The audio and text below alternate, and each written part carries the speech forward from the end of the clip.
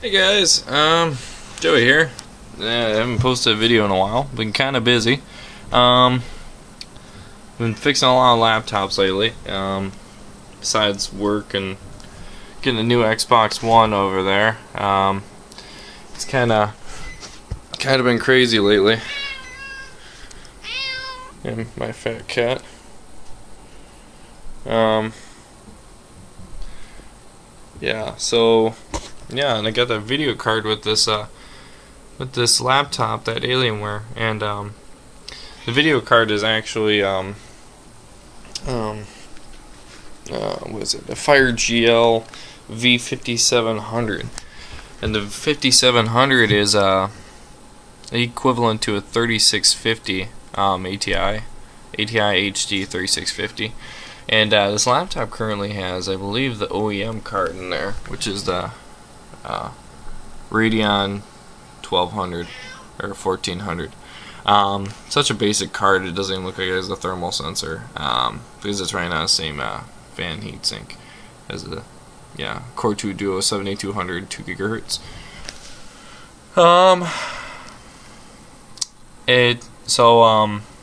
Another thing I noticed about this is none of the LEDs there. These the power, the hard drive light, all that jazz across the below the Alienware logo there aren't on. I'm guessing it's probably because of it's not charging either. Which all kind of struck me by one thing. It came with a 90-watt power supply. This is the Alienware, and the cheap Chinese 90-watt power supply. This is Alienware, and the other one I'm fixing up, the replacement screen's right in the box still. This one right here, the D9T Pentium 4 2 DVD drives. I believe this one was really loaded when the person bought it. It's missing all the screws. I got some new screws, so all the back panels will be finally on. But this one uses a 160-watt power supply. Sure, it's a Pentium 4, or not Pentium 4. Yeah, it is an Intel Pentium 4. Wow, I just must be tired. Yeah, it's Intel Pentium 4. It's actually 160 watts for running older cards and a desktop. It's a desktop Pentium 4 processor, so it's highly likely it sucks a ton of juice. But I was like, you got an MXM slot and put a CPU in there, put a battery, charging your battery, you're using your computer. 90 watt really isn't enough. So I believe it's running in low power mode, which would explain why it's not charging. But this laptop's an M5500i-R3, or it's actually an M5500i-R3. Apparently there was another M5500. Got off of eBay for about 120 bucks. Well, more like 140, yeah. Not a bad deal. The guy said it was overheating, which was pretty funny when I opened up the the heatsink. He had done the typical noob thing to do, which is where you ram as much thermal paste as you can on top of the chip, and somehow they think that cools it better. So it looked like someone melted a marshmallow around it because he was using white crappy thermal paste, and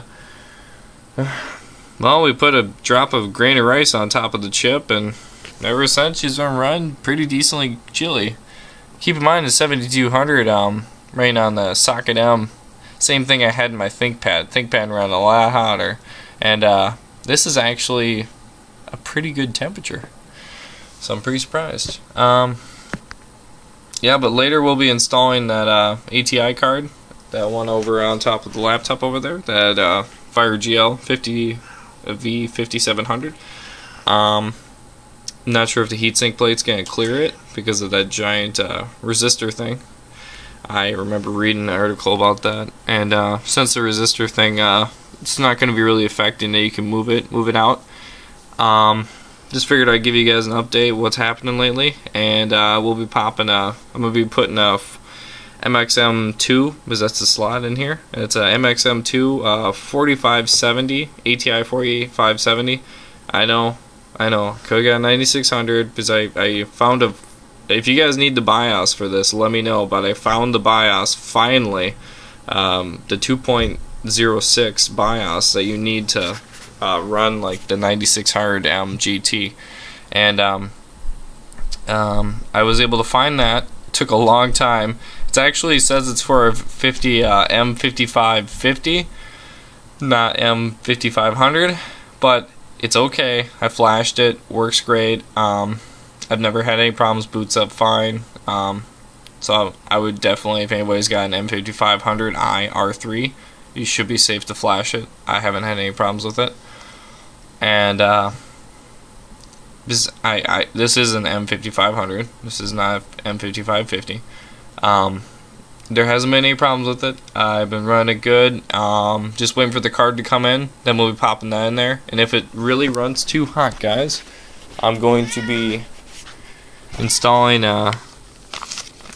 these. These are 5-volt fans, straight from China. These are 5-volt fans. These are 30 millimeter. I've done this before on a laptop. I haven't been made to update, but if it's a constant 5-volt power, I'll put a switch in. But I'm pretty sure I'm gonna probably wire it up to the backside of a USB port, so you can't see it unless you open up the laptop inside. And I'll wire it up to a fan, and there's a giant back panel on here.